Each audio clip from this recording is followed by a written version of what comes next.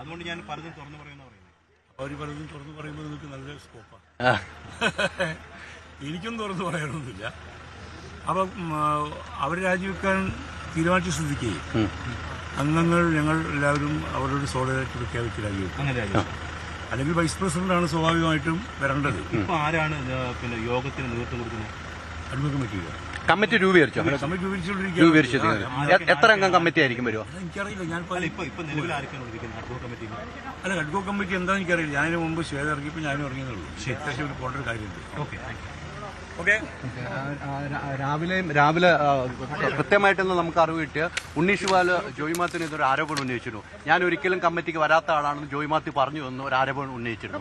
അത് ഉണ്ണീഷുവാല് മീറ്റിംഗിലാണ് പറഞ്ഞത്, ജോയ്മാത്തിയുടെ പേരെടുത്ത്. അതെങ്ങനെയാണ് താങ്കൾ കാണുന്നത്? താങ്കൾ അങ്ങനെ ഒരു ആരോപണം ഉന്നയിച്ചിരുന്നു? ഞാൻ ഉന്നയിച്ചിരുന്നു. എപ്പോഴും ആരോപണത്തിൽ ഉറച്ചു നിൽക്കാനുള്ളൂ. അദ്ദേഹം യാതൊരു ലീവ് ലെറ്ററും അങ്ങനെ തരാതെ പെട്ടെന്ന് എക്സ്കൗണ്ട് ചെയ്ത് അയാൾ പോവുക ചെയ്ത്. പിന്നീട് കമ്മ്യൂണിക്കേഷൻ ഉണ്ടായിട്ടില്ല. ഇന്നാണ് പിന്നെ അദ്ദേഹത്തെ നമ്മളെല്ലാവരും കാണുന്നത്. അപ്പോൾ ഒരു സംഘടന പ്രവർത്തിക്കുമ്പോൾ നമ്മൾ ലീവ് എടുക്കുകയാണെങ്കിലും അല്ലെങ്കിൽ നമ്മൾ രാജിവെച്ച് പോവുകയാണെങ്കിലും ഒക്കെ തന്നെ സംഘടനയെ രേഖാമൂലം അറിയിക്കണമെന്നാണ്. അപ്പം അങ്ങനെയൊന്നും ഇല്ലാത്തതുകൊണ്ടാണ് ഞാനങ്ങനെ പറഞ്ഞത്. അതൊരു ആരോപണമൊന്നുമല്ല, വാസ്തവമാണ്. ശ്വേതാമേനോൻ ഐക്യദാർഢ്യം പ്രഖ്യാപിക്കണമല്ലോ. കാരണം ഞങ്ങളുടെ കമ്മിറ്റിയുടെ പ്രസിഡന്റാണല്ലോ. ഐക്യദാർഢ്യം സംഘടനയിൽ രാജിവെച്ച് പോകുന്നതിനല്ല, പ്രസിഡന്റ് സ്ഥാനം ഒഴിയുന്ന ഒരു കമ്മിറ്റിയുടെ എന്താ പറയാ തലപ്പത്തുള്ള ആൾ എന്നുള്ള രീതിയിൽ അവരുടെ ഐക്യദാർഢ്യം പ്രഖ്യാപിക്കണമല്ലോ. ഈ സംഘടനയെ ഒരു സംഘം കുറ്റാരോപിതർ വീണ്ടും പിടിച്ചടക്കിയെന്നാണ് ശ്വേത പറഞ്ഞത്. അത് ശ്വേതയുടെ അഭിപ്രായമാണ്. ഞാനങ്ങനെ പറയാം. അല്ല, താങ്കൾ ഇതിനു മുമ്പ് ഇതിനു മുമ്പിരുന്ന കമ്മിറ്റിയിലും വലിയ അഴിമതി ആരോപണം ഉണ്ടെന്നാണ്. താങ്കളും ഇതിനു മുമ്പ് കമ്മിറ്റിയിൽ ഇരുന്ന ആളാണ്. അതിൽ സാമ്പത്തിക തട്ടിപ്പുണ്ടായി, അങ്ങനെയും ശ്വേതാമേനോൻ പറയുന്നുണ്ട്. അല്ലാതെ ഓഡിറ്റിംഗ് കഴിഞ്ഞിട്ടില്ല. അതിൻ്റെ ഒരു ഫോറൻസിക് ഓഡിറ്റിംഗ് വേണമെന്ന് മുമ്പ് ആവശ്യപ്പെട്ടിരുന്നെങ്കിലും അത് കഴിഞ്ഞിട്ടില്ല. അതുകൊണ്ട് നമുക്കത് കൃത്യമായി പറയാൻ പറ്റില്ല. ഓഡിറ്റിംഗ് കഴിഞ്ഞാൽ മാത്രമേ പറയാൻ പറ്റുള്ളൂ. അത് 45 ദിവസത്തിനുള്ളിൽ തീരുമാനമാകും. ഇത് തന്നെ കണക്ക് അവതരിപ്പിക്കാൻ വൈകിയത് ഉണ്ണീഷുവാൽ എന്ന് പറഞ്ഞ ആളില്ലാത്തതുകൊണ്ടാണ്. അതുകൊണ്ട് കൃത്യമായ കണക്ക് അവതരിപ്പിക്കാൻ പറ്റാതിരുന്നത്. അല്ലാതെ ഈ സംഘടനയിലുള്ള ഒരു പൈസ അടിച്ച് മാറ്റിയൊന്നുമല്ല. പ്രോപ്പറായിട്ട് സപ്പോർട്ടിംഗ് ഡോക്യുമെന്റ്സ് കാര്യങ്ങളൊക്കെ വേണം ഒരു ട്രഷറർ കണക്ക് അവതരിപ്പിക്കുമ്പോൾ. ട്രഷറർ ഇല്ലെങ്കിൽ എന്ത് ചെയ്യും? അതാണ് ഇതിൻ്റെ മെയിൻ ഇഷ്യൂ ആയിട്ട് വന്നത്. Okay, thank you.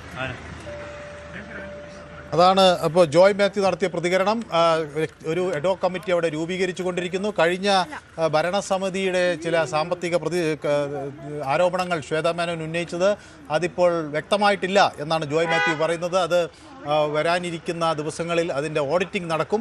അതിനുശേഷം അതിൽ ഒരു വ്യക്തത വരും എന്ന് ജോയ് മാത്യു പറയുന്നു.